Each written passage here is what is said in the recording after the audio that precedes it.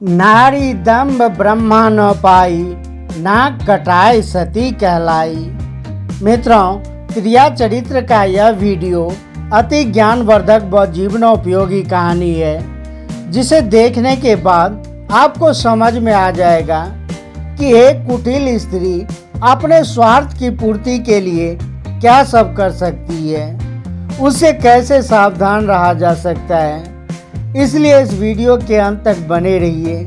साथ ही वीडियो को like, subscribe तथा शेयर अवश्य कीजिए, ताकि इसका लाभ दूसरे लोगों को भी मिल सके। कहते हैं, कुटिल स्त्रियों के चरित्र को ब्रह्मा भी नहीं समझ पाए, मनुष्य की तो बिसात ही क्या। आइए समझते हैं इस कहानी के माध्यम से। एक बार एक सन्यासी तीर्थ यात्रा के लिए जा रहे थे। चलते चलते रास्ते में उन्हें शाम हो गई। उसी समय उन्होंने देखा कि एक बुनकर अपनी स्त्री के साथ कहीं जा रहा था।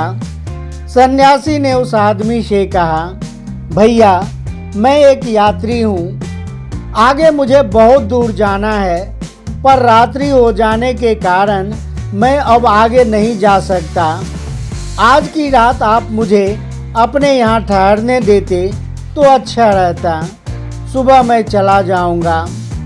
सन्यासी के इस प्रकार निवेदन करने पर बुनकर ने सोचा, चलो कोई बात नहीं, शाम के समय तुम मेरे द्वार पर आए हो, आप मेरे अतिथि हो, और अतिथि की सेवा भगवान की सेवा कहलाती है। उसने अपनी स्त्री से कहा, प्रिय, आज की रात यह सन्यासी हमारा अतिथि है, तुम इसे लेकर घर लौट जाओ और इसके भोजन पानी तथा लेटने बैठने की व्यवस्था करना।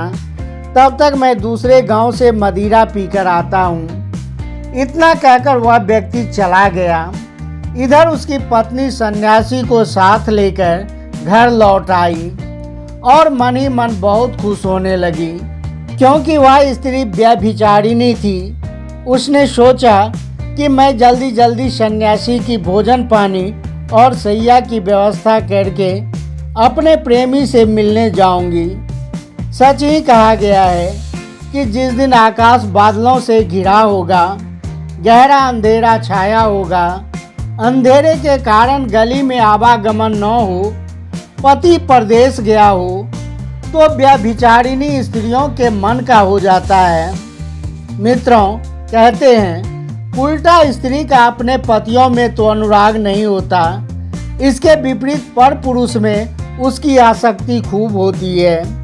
पर पुरुषों के लिए श्रृंगार करने में उसकी अधिक रुचि रहती है और अपने पति का प्रिय वचन भी कड़वा लगता है।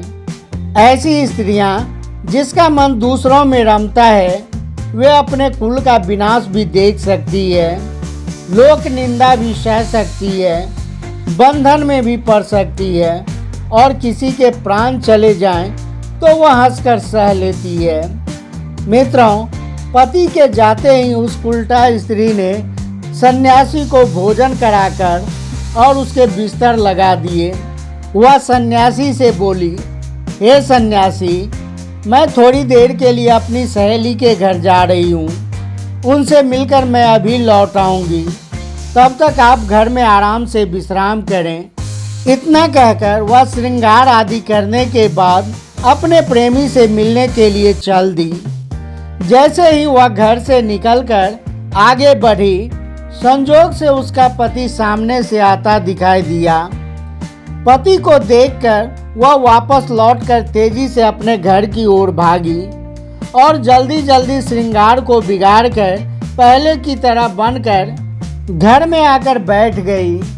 उसका पति नशे में धुत था, फिर भी उसे समझते देर नहीं लगी कि उसकी स्त्री उसे देखकर लौटकर क्यों भागी, और थोड़ी देर पहले तो वह उसे साधारण वेशभूषा में छोड़ गया था, पर इतनी जल्दी श्रृंगार करके आभूषण पहनकर कहाँ जा रही थी।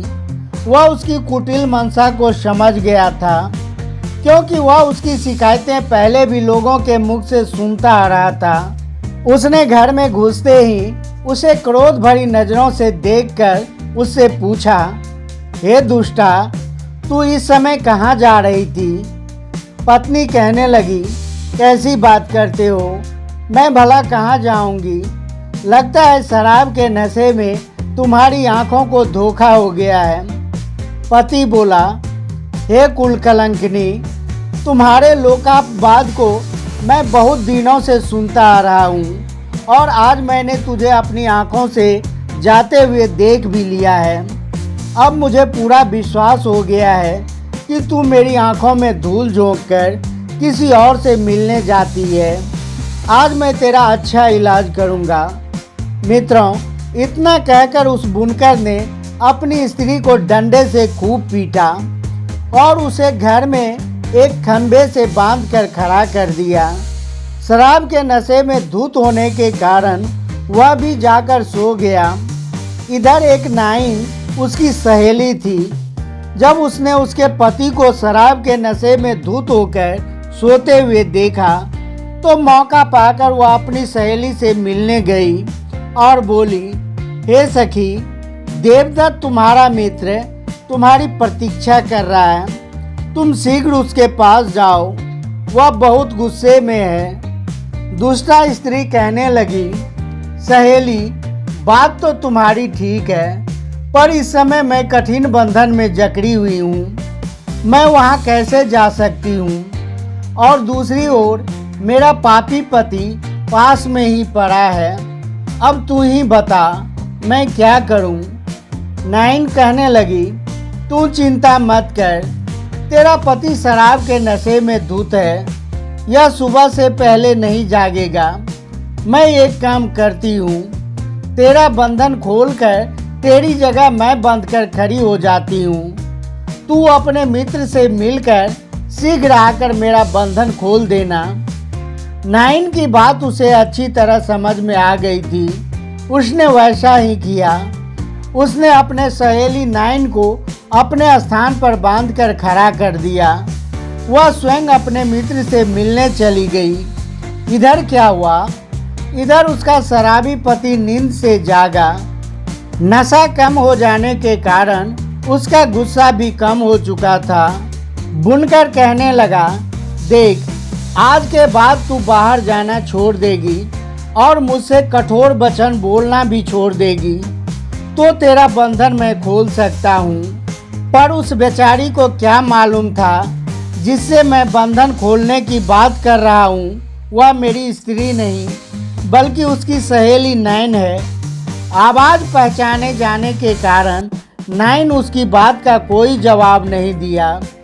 बुनकर फिर वही बात दोहराई पर वह फिर भी कुछ नहीं बोली। उसको निरुत्तर देखकर बुनकर को फिर गुस्सा चढ़ गया। उसने गुस्से में एक धारदार हथियार से उसकी नाक काट डाली और उसे गाली देता हुआ फिर से सो गया। इधर वह सन्यासी सारी कहानी देख रहा था। उधर काफी देर के बाद जब बुनकर की स्त्री लौट कर आई तो उसने नाइन से पूछा, अजी सहेली, तू ठीक तो है? मेरे जाने के बाद यह पापी जागा तो नहीं? नाइन बोली, बहन, तू अब शीघ्र मेरा बंधन खोल। तेरे पति ने तो तेरे धोखे में मेरी नाक काट डाली। बुनकर की पत्नी ने अपने सहेली का बंधन खोली और उसे उसके घर भेज दिया। कटी हुई नाक लेकर नाइन अपने घर पहुंची और चुपचाप चारपाई पर लेट गई। मित्रों, इधर थोड़ी देर के बाद बुनकर फिर नींद से उठा और अपनी स्त्री से बोला, हे दुष्ट स्त्री, तू बोलती है या अब की बार तेरे कान भी काट दूं? बुनकर की स्त्री जोर से चीखती हुई बोली, अरे मूर्ख, तुझे धिक्कार है। मुझ जैसी सती स्त्री को नाक काटने वाला और मुझे बदनाम करने वाला इस दुनिया में भला कौन हो सकता है?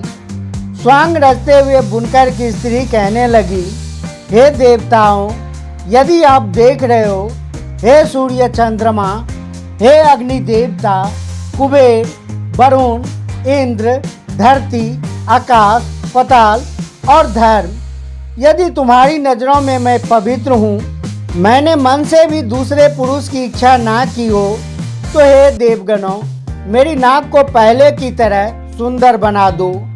यदि मेरे मन में पर पुरुष का झूठा भी चिंतन हो तो आप मुझे जलाकर भस्म कर दो।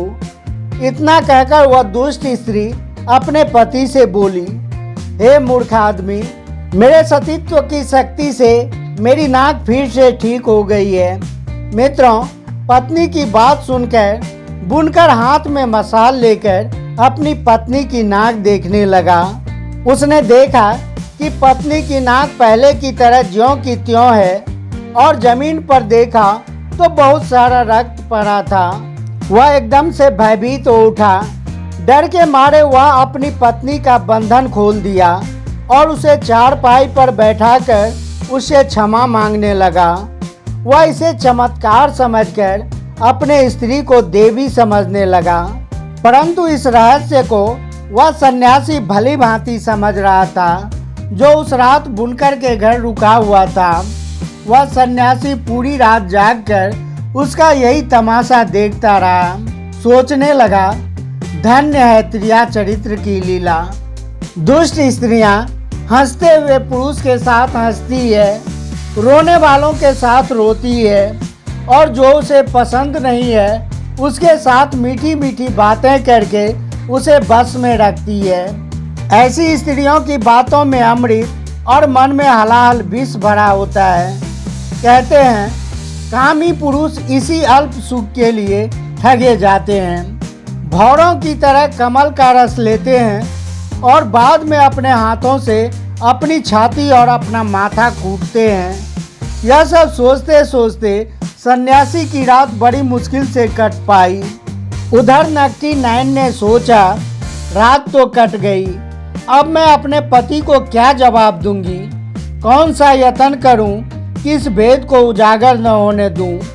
वह यह सब सोच ही रही थी कि इतने में उसका पति नाई, जो काम की तलाश में राजा की महलों में गया था, सुबह सुबह वह लौट कर आया और लोगों की हजामत बनाने के लिए नैन से अपने हजामत बनाने वाले पेटी की मांग करने लगा। परंतु नैन ने क्या किया, वह अपने भेद को छुपाने के लिए पहले से बैठी थी। उसने पेटी में से एक छुरा निकालकर नाई की ओर फेंक दिया। नाई ने देखा किसने पेटी की जगह एक छुरा मुझे दिया है, वह भी फेंक कर, तो वह गुस्से से वह छुरा नाइन की ओर फेंकते हुए बोला, ये छुरा पेटी में रखकर पूरी पेटी ही मुझे दे दो। नाइन ने जैसे ही वह छुरा नाइन की ओर फेंका, नाइन को मौका लग गया। वह अपनी नाक पकड़कर जोर जोर से चिल्लाती हुई बाहर आई। कहने लगी, अरे देखो, मेरे पति ने मेरी नाक काट डाली, मुझे बचाओ। इस दुष्ट ने मुझ जैसे सत्यवती नारी की नाक काटकर मुझे कलंकित कर दिया। मित्रों, अब क्या था? स्त्री के रोने चिल्लाने की आवाज़ सुनकर राजा के सिपाही दौड़े दौड़े आए और नाई को पीटते हुए राजा के दरबार में ले गए। सिपाहियों ने राजा को बताया कि इस नाई ने बिना किसी कसूर के अपनी स्त्री की नाक काट डाली, इसे कठोर से कठोर दंड दिया जाए। राजा ने नाई से पूछा, हे नाई, तुम्हारी स्त्री ने क्या अपराध किया था जो तुमने उसकी नाक काट दी? क्या वह पर पुरुष को चाहती थी? क्या वह किसी परदेशी के साथ बातचीत कर रही थी? क्या इसने कोई चोरी की है? साफ साफ बताओ। राजा के पूछने पर नाई डर के मारे कुछ नहीं बोला। नाई को चुप देखकर राजा समझ गया कि नाई ने बिना अपराध अपनी पत्नी की नाक काट डाली है, क्योंकि कहते हैं पाप कर्म करने वाला मनुष्य अपने कर्म से डर जाता है। उसके चेहरे का रंग और आवाज़ बदल जाती है। वह नज़र मिलाकर बात नहीं कर सकता है, उसका तेज उड़ जाता है। याद रखना मित्रों, जिसके चेहरे का रंग फीका पड़ गया हो, मस्तक पर पसीना आता हो, जिसके चलते वक्त पैर लड़खड़ाते हों और जो भर्राई हुई आवाज़ में बोलता हो, जो नज़र झुकाकर बात करता हो, ये दोषी होने के लक्षण होते हैं। राजा ने नाई को सूली पर चढ़ाने का आदेश दे दिया। राजा के सिपाही बेचारे निर्दोष नाई को सूली पर चढ़ाने के लिए ले जाने लगे। उधर उसी सन्यासी ने देखा कि आज एक बेकसूर नाई स्त्री के झूठे आरोपों के कारण मारा जा रहा है, तो वह अपने आप को रोक नहीं पाया। वह एकदम से भागता हुआ राजा के दरबार में पहुंचा और बोला, हे महाराज, अन्याय हो रहा है। यह गरीब नाई बिल्कुल निर्दोष है। इसकी स्त्री ने तिरिया जाल रचकर इसे फंसाया है।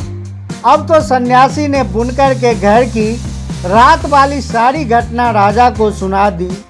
राजा ने सन्यासी की बात सुनकर तुरंत बुनकर को बुलाया और नाक काटने वाली बात पूछी, तो उसने बताया कि रात में अपनी स्त्री के धोखे में इस स्त्री की नाक काट डाली। राजा ने नाई को तो छोड़ दिया, पर बुनकर की पत्नी और नाइन की नाक कान कटवाने का आदेश दे दिया, क्योंकि कहते हैं ब्राह्मण, बालक, स्त्री, तपस्वी और रोगी ये पांचों मृत्यु दंड के योग्य नहीं होते। इसलिए राजा ने उन दोनों कुलटाओं के नाक कान काट कर छोड़ दिया। सन्यासी भी अपने मठ को वापस लौट गया।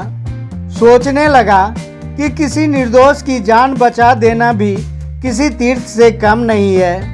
तो मित्रों, यह कहानी आपको कैसा लगा? अपना कीमती राय कमेंट में अवश्य ही दें। साथ ही वीडियो को लाइक, सब्सक्राइब तथा शेयर अवश्य ही करें। मिलते हैं अगले वीडियो में एक नई ज्ञान चर्चा के साथ। वीडियो के अंत तक बने रहने के लिए आपका बहुत बहुत धन्यवाद।